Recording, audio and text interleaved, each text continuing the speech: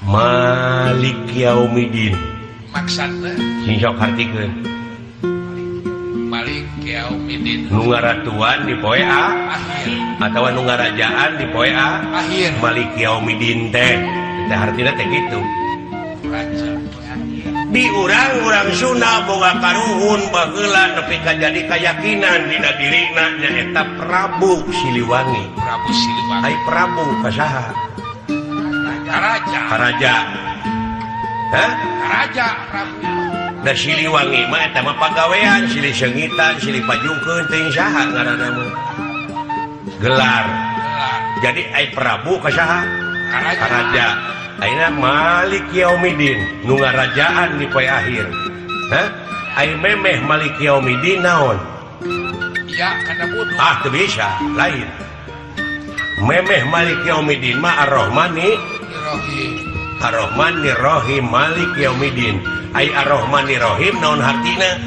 cek akang Welas jeung asih welas jeung asih ai moto Siliwangi naon? walas asih Sili asa, sili asuh, sili asih gini eta barangna mah anger eta. bahasa Bahasana nu beda teh. beda sebutan awal sana Pek jelema anu sili asa, sili asuh, sili asih dawuh Rasul nalika bade maot para sahabat lamun hayang panggih jeung kami di mana aya jelema anu geus nyaahan ka fakir miskin tah kami aya di dinya. maksana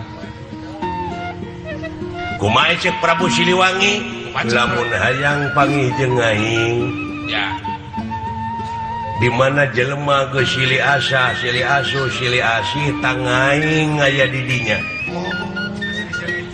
Hari ieu gerbog teh kasurupan ku Prabu Siliwangi hayang nok jurig teh mah.